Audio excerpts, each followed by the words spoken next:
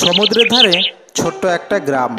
সেখানে বসবাস করত এক অন্ধ মানুষ, নাম তার কানাই, আর তার একমাত্র মেয়ে রাধা।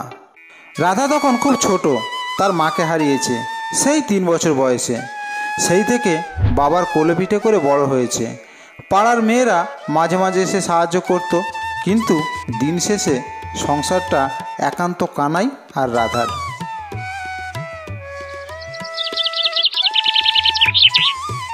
এইভাবে কিছুদিন কেটে যায়। একদিন রাধা বলল, বাবা, আমি এখন বড় হয়েছি, আমি কিছু করতে চাই। আমার ছোট্ট মেয়ে রাধা তো সবসময় আমার চোখের তারা, কিন্তু হ্যাঁ, তুই এখন একটু বড় হয়েছিস আর একটু একটু করে বুঝতে শিখেছিস। তাহলে বাবা, আমি কাজ করব। তুমি চোখে দেখতে পাও না, তোমার খুব কষ্ট হয়, আমার খুব খারাপ লাগে।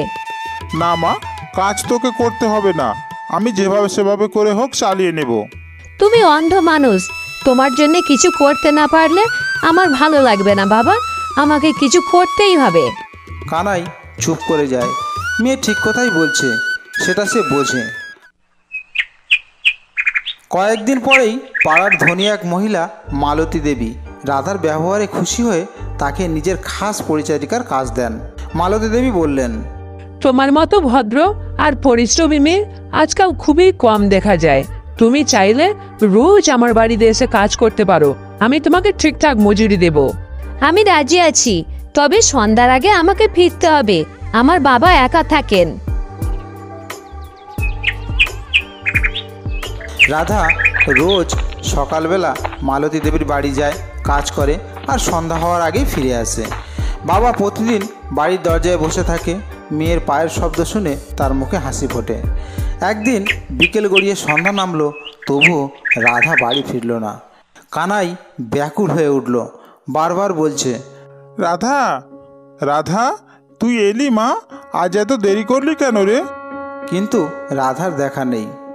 রাত গভীর হতে লাগলো, চারিদিকে নিস্তব্ধতা বাড়তে লাগলো। কানাই আর থাকতে পারল না। না, আমি আর চুপচাপ করে বসে থাকতে পারি না, আমার রাধার কিছু না কিছু একটা নিশ্চয়ই হয়েছে। সে উঠে দাঁড়ালো, লাঠি হাতে নিল, আর হাতড়াতে হাতড়াতে বেরিয়ে পড়লো অন্ধকার পথে। রাস্তা চিনতে তার সময় লাগছিল না, কিন্তু চোখে না দেখার কারণে প্রতিটি পদক্ষেপ ছিল এক যুদ্ধ। হঠাৎ সে পা পিছলে একটা গর্তে পড়ে গেল। তখন সেই পথ ধরে এক সন্ন্যাসী যাচ্ছিল। তিনি এগিয়ে এসে তাকে গর্ত থেকে তুললেন। অন্ধ মানুষ দেখে সন্ন্যাসীর মনে খুব দয়া হলো। তিনি বললেন, কানাই, শিব মন্দিরে যদি 30 বস্তা ধান দিতে পারো, তাহলে তোমার দৃষ্টি তুমি আবার ফেরত পাবে।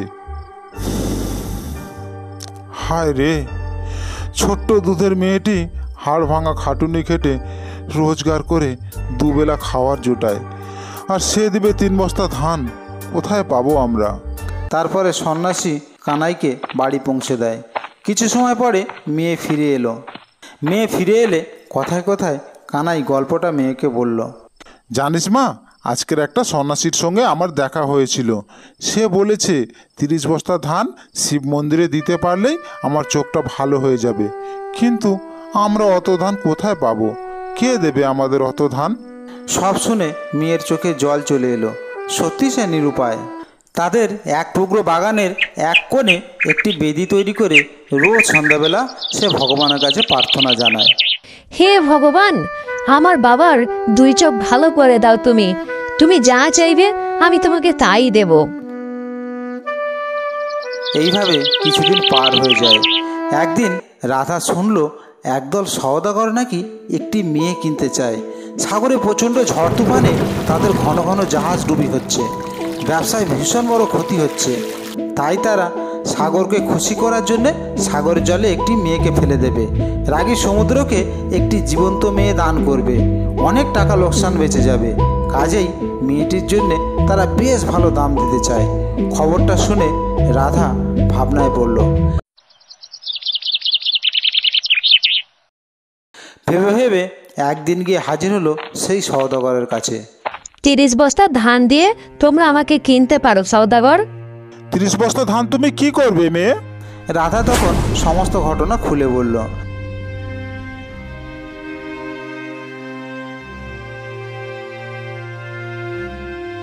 তারা মুগ্ধ হয়ে গেল তার কথায়। যদিও অনেক ধান, তবু রাধাকেই তারা ঠিক করলো সাগরের দান হিসাবে। মন্দিরে 30 বস্তা ধান পাঠিয়ে দেওয়া হলো, আর জাহাজ ছাড়ার দিন ঠিক হলো আসছে পূর্ণিমায়। বাড়ি ফিরে রাধা বাবাকে জানালো, জানো বাবা, মন্দিরে 30 বস্তা ধান তোমার চোখের জন্য আমি পাঠিয়ে দিয়েছি। এবার নিশ্চয়ই তোমার চোখ ভালো হয়ে যাবে। 30 বস্তা ধান? এত ধান তুই কোথায় পেলি রে মা? রাধা কখনো মিথ্যা কথা বলেনি, কিন্তু আজ সে বাবার কাছে সত্যি কথা বলতে পারল না। বলল, ও ও ও ওই যে আমাদের মন্ত্রীর বউ, সে আমাকে তো পুষে নিয়েছে, সেই এই টাকাটা আগাম দিয়েছে। ব্যাপারটা অত শত বুঝলো না কানাই। ভাবলো হবেও রাজা উজিরের খেয়াল, হয়তো মেয়েটাকে নজরে ধরেছে, তাই পুষিয়ে নিয়েছে। আসছে পূর্ণিমার দিন আমাকে বাড়ি ছেড়ে চলে যেতে হবে। ভালোই তো মা, যাবি যাবি যাবি, কিন্তু যখন বড়লোক মন্ত্রীর বাড়ি থাকবি আমার জন্য মোটেও মন খারাপ করবি না, হ্যাঁ? রাধা কোনো জবাব দেয় না। একটা অজানা ভয় তাকে ক্রমশ ঘিরে ধরে। আমি চলে গেলে আমার বাবাকে কে দেখবে? আমাদের তো আর কেউ নেই। বাবার কথা মনে হয় আর কান্নায় তার বুকটা ফেটে যায়। দিন যায়, রাত কাটে, দেখতে দেখতে ঘনিয়ে এলো সেই পূর্ণিমার দিনটি। মোমের আলোয় শান্ত প্রতিমার মতো বসে আছে রাধা। সে বসে বসে ভাবছে, ছোটবেলায় আমি মাকে হারিয়েছি, বাবাই ছিল আমার একমাত্র সব। আজকের বাবাকেও ছেড়ে যেতে হবে। মা আমার দূর আকাশের তারা হয়ে গেছে। আমি সাগরের অতলে তলিয়ে যাব। মার সঙ্গে কি আমার দেখা হবে? যদি হয়, মা কি আমায় চিনতে পারবে? চিনতে পেরে যদি বাবার কথা জিজ্ঞাসা করে তো কি বলবো মাকে? উফ, সূর্যটা যদি আজকের স্থির হয়ে যেত, যদি সকালটা না হতো। কিন্তু রাত সকাল হলো। পূর্ব দিগন্তে উঁকি দিল সূর্যি মামা। সোনালি আলোর ছটায় চারিদিক ভরে গেল। রাধা তাড়াতাড়ি ঘর থেকে বাইরে এলো। বাবার জন্য খাবার তৈরি করতে হবে, তারপরে আজ আর কাজ নেই। হাত যেতে হবে সেই সওদাগরের কাছে। বাইরে বেরোতেই সওদাগরের সঙ্গে দেখা। চলো চলো রাধা, আমাদের জাহাজ রেডি। এখন জোয়ার লেগেছে, বাতাস বয়েছে, পাল তুলে দিলে আমরা তাড়াতাড়ি পৌঁছে যাব। এবার নোঙর তুলতে হবে। আমাকে একটুখানি সময় দাও সওদাগর। আমি আমার বাবাকে এখনো কিছু বলতে পারিনি। সকালবেলা খাবার দিয়েই তাকে সব বুঝিয়ে বলবো, তার কাছ থেকে বিদায় চেয়ে নেব। তারপরে তোমাদের ওখানে আমি চলে যাব। আমি তোমাকে কথা দিচ্ছি। সওদাগর সম্মতি জানিয়ে সেখান থেকে চলে গেল। এদিকে কান্না বুকে চেপে রেখে পরিপাটি করে রান্না করলো। টেবিল সাজিয়ে মুখোমুখি বসে বাবাকে আদর করে খাওয়াতে লাগলো। কানাই বাচ্চাদের মতো চেটেপুটে খাচ্ছিল। আজকের খাবারটা তো খুব সুন্দর আর সুস্বাদু হয়েছে মা। এই সকালবেলায় এত খাবার, কি ব্যাপার রে মা? রাধার তখন কান্নায় গলা বুঝে যাচ্ছে। সে চুপচাপ করে থাকলো। কানাই দেখতে পায় না, কিন্তু মেয়ের আজকের ব্যবহারে সে অবাক। কি হয়েছে মা তোর? অসুখ বিসুখ করেছে? কি কথা বলছিস না কেন? তোর কি সর্দি হয়েছে? ও, আজকের তো 15 তারিখ, ঠিক আজই তো পূর্ণিমা। শোন, কালকের রাত্রে আমি এক অদ্ভুত স্বপ্ন দেখেছি। জানিস, স্পষ্ট দেখলাম এক 4 চাকার রথে চড়ে তুই যাচ্ছিস, দুটো ঘোড়া রথটাকে টানছে। ভাগ্যবতী ছাড়া এমন রথে কেউ চড়তে পারে না রে মা। কে জানে, এটা হয়তো আমাদের পরিবারের কোনো সৌভাগ্যের ইঙ্গিত। এমন স্বপ্নের মানে রাধা জানতো, এর মানে হচ্ছে মৃত্যু। কিন্তু বাবাকে সে কথা বলবে কেমন করে? তাই সে খুশির ভান করে বলল, বাহ, কি সুন্দর স্বপ্ন! ঘোড়ার রথে চড়তে আমার কি যে শখ। তারপরে ঠাকুর ঘরে গিয়ে ঠাকুর দেবতাদের প্রণাম করে তাদের কৃপা প্রার্থনা করলো। তোমাদের হতভাগ্য মেয়ে তার বাবার অন্ধতা ঘোচানোর জন্য এমন কাজ করেছে মা। আর কিছুক্ষণের মধ্যেই আমি নীল সমুদ্রে তলিয়ে যাব। তোমাদের ঘরে আর আলো জ্বলবে না। তোমরা আমাকে ক্ষমা করো মা। প্রার্থনা শেষ করে ফের বাবার কাছে ফিরে এলো সে। বাবার কাছে এসে চিৎকার করেই সে অজ্ঞান হয়ে গেল। ভাবাচাকা খেয়ে গেছে কানাই। চিৎকার করে সে বলল, কি হয়েছে? কি হয়েছে মা? তুই এরকম করছিস কেন মা? সব আমাকে খুলে বল মা। রাধা একটু সুস্থ হয়েই মাথা নিচু করে ধীরে ধীরে বলতে থাকলো, আমায় ক্ষমা করো বাবা। হ্যাঁ, আমি তোমায় ঠকিয়েছি। আমার এমন কি আছে যে মন্ত্রী আমাকে পুষিয়ে নেবে। আমি এক সওদাগরের কাছে নিজেকে বেচে দিয়েছি। অশান্ত সমুদ্রকে শান্ত করতে তারা আমাকে সমুদ্রের বুকে ছুড়ে দেবে। সময় হয়েছে, এখন আমি চলে যাব। হ্যাঁ, আমাকে তুমি আশীর্বাদ করো বাবা। কানাইয়ের মাথায় যেন আকাশ ভেঙে পড়ল। কি বললি? কি বললি তুই? না না, কিছুতেই তা হবে না। তুই না থাকলে আমি বেঁচে থেকে কি করব? আমার বেঁচে থেকে কি লাভ? না না, তুই আমার চোখের দৃষ্টি, আমার চোখের দৃষ্টি চাই না। তুই আমার কাছে থাক মা, আমি চোখের দৃষ্টি চাই না।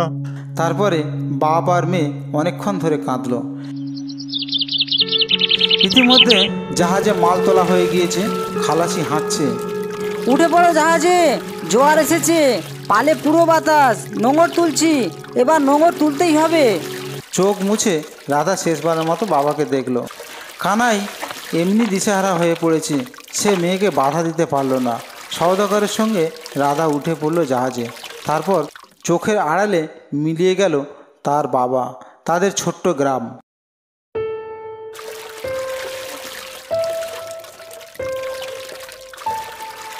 শান্ত সমুদ্র পেরিয়ে গভীর সমুদ্রের কাছে আসতেই আকাশ কালো করে তুফান এলো। বিদ্যুৎ চমকালো, বাজ পড়লো কড়কড় করে। প্রচণ্ড ঝড়ের ধাক্কায় ঢেউয়ের মাথায় উতাল পাতাল হয়ে উঠল সমুদ্র। সমুদ্রের এমন ভয়ঙ্কর চেহারা তারা এর আগে কখনো দেখেনি। সওদাগর চিৎকার করে বলল, বাঁচাও বাঁচাও বাঁচাও! এই ফুটফুটে মেয়েটাকে এক্ষুনি সমুদ্রে ছুঁড়ে দিতে হবে, সমুদ্রকে শান্ত করতে হবে, নইলে আমরা ডুবে মারা যাব। রাধা তার দু হাত তুলে ধরলো, ছুঁড়ে দিল সমুদ্রের বুকে। ও মা গো, মা মা, আমি আসছি। কিন্তু রাধার দেহটা সমুদ্রে স্পর্শ করতে না করতেই জলদেবী নিজেই দুহাত বাড়িয়ে তাকে লুফে নিলেন। তারপর ফিরে চললেন প্রাসাদে। মাছেরা চারপাশে ঝাঁক বেঁধে এসেছিল। তারা পথ দেখিয়ে নিয়ে চলল। ভয়ে দু চোখ বুঝে ফেলেছিল রাধা। এবার চোখ খুলে দেখল, বাহ, কি চমৎকার সমুদ্রের রাজ্য! সোনার গাছে হীরের ফুল, জলের ভিতর দিয়ে কি সুন্দর রঙিন পথ। সমুদ্রদেবী তার প্রাসাদে নিয়ে গেল রাধাকে। রাধা সেখানে থাকলো। সমুদ্রদেবীর তো রাধাকে ভারী পছন্দ। এমন মেয়ে আর হয় না। তুমি যেমন রক্ষিশ্রী তেমনই শান্ত। আজ থেকে তুমি আমার মেয়ে, তুমি আমার মেয়ে হয়ে এখানে থাকবে। আর এদিকে রাধার মনে কোনো হাসি নেই। রাধা চুপচাপ থাকে। তাকে গল্প শোনাতে লোক আসলো, গান শোনাতে লোক আসলো, তবুও রাধার মনে কোনো সুখ নেই। বাবার ভাবনায় সে সবসময় তার মন খারাপ। বাবা এখন কি করছে? বাবা খাওয়া দাওয়া ঠিক মতো করছে তো? সমুদ্রদেবী তার ব্যথা বুঝতে পেরে তাকে পৃথিবীতে ফিরিয়ে দেবেন বলে ঠিক করলেন। তারপর সমুদ্রদেবী তাকে পদ্মের ভেলায় শুয়ে ভাসিয়ে দিল তার গ্রামের উদ্দেশ্যে। রাধা পদ্মফুলের ভেলায় শুয়ে ঘুমিয়ে পড়ল। আবার মাছেরা তাকে ঝাঁক বেঁধে নিয়ে চলল পৃথিবীর দিকে। সাগরের বুকে ভাসতে ভাসতে চলল রাধা। পদ্মের মধ্যিখানে রাধার মুখটা ফুটফুটে সুন্দর লাগছিল। তখন ওইখানেই নৌকায় চেপে বেড়াচ্ছিল ওই দেশের রাজপুত্র। পদ্মের মাঝখানে রাধাকে দেখে তার চোখ জুড়িয়ে গেল। আহা হা হা, কি সুন্দর মুখ, মেঘের মতো চুল, স্বর্গের সৌন্দর্য যেন মাটিতে নেমে এসেছে। রাজপুত্র রাধাকে দেখেই ভালোবেসে ফেলল। তারপর তাকে নৌকায় তুলে নিল। তুমি কে? আর এইখানে তুমি ফুলের উপর ভাসছো কেন? আমি একজন সাধারণ মেয়ে, আমার নাম রাধা। আমি খুব গরিব। আমি এই রাজ্যের রাজকুমার। প্রথম দেখাতেই আমি তোমাকে ভালোবেসে ফেলেছি। তুমি কি আমাকে বিয়ে করবে? আপনি এই রাজ্যের রাজকুমার? রাজকুমার তা কি করে হয়? আমি একজন গরিবের মেয়ে। আমাদের একবেলা ভালো করে খাওয়া জোটে না, আর আমার বাবা অন্ধ, চোখে দেখতে পায় না। আমরা একটা কুড়ি ঘরে থাকি। তুমি কোথায় থাকো, গরিব কি বড় লোক, তাতে আমার কিছু যায় আসে না।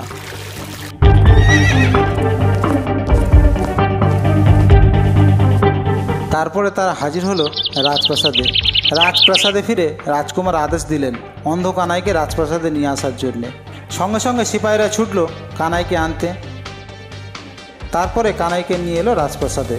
রাধা তার বাবাকে দেখে খুব খুশি হলো। বাবা, বাবা তুমি ভালো আছো? মেয়ের কণ্ঠ শুনে কানাইয়ের খুশির ঠিকানা রইল না। তারপরে সেই রাজ্যের রাজা কানাইকে বলল, কানাই, আমি এই রাজ্যের রাজা। তুমি কি তোমার মেয়ের সঙ্গে আমার ছেলের বিয়ে দেবে? রাজামশাই, এইরকম বলে আপনি আমাকে লজ্জা দেবেন না। আমার মেয়ে হবে রাজরানী, এর থেকে বড় খুশির খবর আমার আর কি হতে পারে। তারপরে রাধার সঙ্গে রাজকুমারের বিয়ে হয়ে গেল।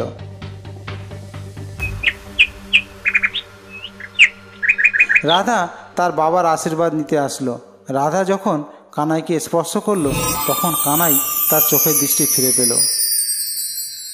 হ্যাঁ, আমি সব দেখতে পাচ্ছি, আমি সব দেখতে পাচ্ছি মা রাধা। এই যে তুই, আমার হারিয়ে যাওয়া দুষ্টু মেয়ে, আমার মেয়ে। এইবার রাজবাড়িতে ফেরার পালা। একটা 4 চাকার রথে রাধা বসলো, আর সেই রথ দুটো ঘোড়ায় টেনে নিয়ে চলল। সামনে চলল রাজকুমার ঘোড়ায় চড়ে। রাধার বাবা কানাই সেই রাতে যে স্বপ্ন দেখেছিল সেই স্বপ্ন সত্যি হলো। তারপরে রাধা রাজরানী হয়ে গেল। রাজপ্রাসাদে সুখে শান্তিতে বসবাস করতে লাগলো। তাদের আর কোনো দুঃখ থাকলো না।